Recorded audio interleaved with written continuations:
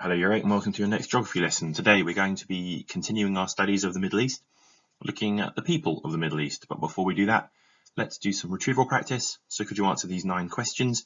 You've got 10 minutes to do that. I'd like you to have a go at every single one of them. Even if you're not 100% sure, give it your best guess. Try to retrieve the answer, and we'll check it in just a second. Pause the video now. Okay, so here are the answers. Please double check what you've written. Please correct them as well. Really important that you actually go through the act of correcting your answers, making sure that what you've written down is correct. That will help you to remember these key bits of information for longer. So pause here, spend 5 minutes checking and correcting what you've done. Right, okay, with that done, we've hopefully reminded ourselves of lots of knowledge we have about the Middle East. Let's talk the people. So copy the title with the date, please. Read through the objectives, make sure you have the equipment ready with you. Got 1 minute to get all that done. Pause now. Okay, so a little bit more retrieval practice before we do that. And a bit more retrieval practice back to the topic of China. So some key terms to think about and some choices to make for E to J. So could you jot down these answers? You don't need to do these in full sentences. Just do these quickly and simply. You've got 1 minute per question. For the choosing ones for E to J, just write the word dense or sparse down, or densely or sparsely. You don't have to write the whole thing out because you've only got 10 minutes. 10 minutes starts now. Get cracking. Pause the video. Okay, here are your answers. So population density means the amount of people in a square kilometre or a square mile, usually kilometre. So it's about how many people there are. For example, a city is a much more densely populated place than the countryside.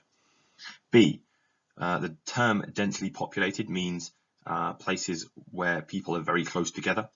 Sparsely populated means where people are very spread out. D, distributed means the way something's arranged or where something is located. We've then got a big city with many opportunities for work is likely to be densely populated. Good infrastructure, roads, electricity, etc. is likely to be densely populated. Places where children travel for miles to get to school, somewhere that's quite remote, is likely to be sparsely populated. Places where the climate is mild, so crops can grow, are likely to be more densely populated. A place with few job opportunities is likely to be sparsely populated. And finally, a place where there is a lot of flat land to build on is likely to be densely populated. Hopefully you've got those correct and reminded yourself of this concept of population density. So this slide is a textbook page. Not the best quality, I'm afraid, but it's what I've got.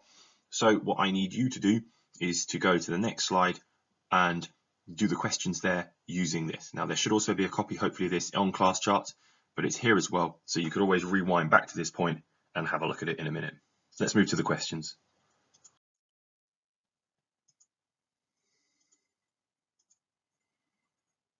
Okay, so here are the questions I'd like you to answer. Full sentence answers, please, using that textbook slide that you've just seen. Get cracking with that now. You can pause.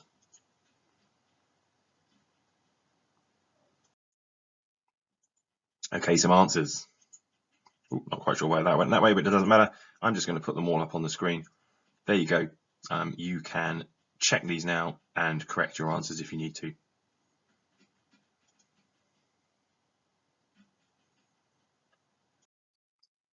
Okay, so under the answers, leave a line under those answers. And if you could copy this definition, ethnic groups means a community or population made up of people who share a common background. That's what an ethnic group is. It can be based on religion. It can be based on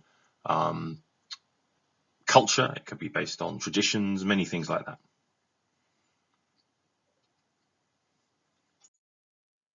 Okay, another page here that I'd like you to read through. Again, should be a copy in class charts. There's also this here you can rewind to. So pause here and have a read.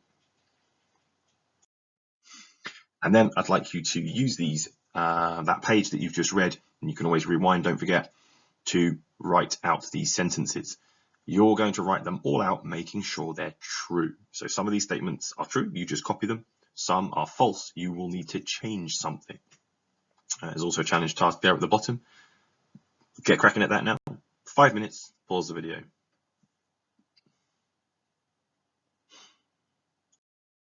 Okay, so let's have a look at this. The largest ethnic group in the Middle East are Arabs.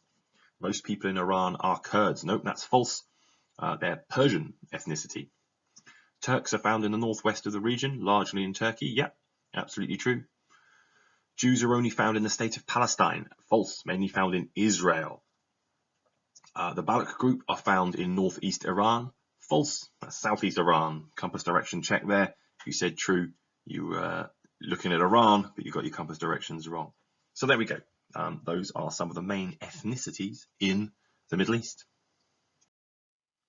And it's a final task for you today. I'd like you to draw a timeline to show how long ago the three major religions, Judaism, Christianity, and Islam, were formed. Annotate it with the country it was formed in. So you'll have information on that textbook page to fill in this timeline. So that's the last task I'd like you to do today. We've looked today at population density, we've looked at ethnicity of people, and we've looked here at the main religions of the Middle East. An introduction to the human geography of the region. So thank you very much. You can get cracking with this task now, and that is the end. So have a great day. I shall speak to you all soon. Goodbye.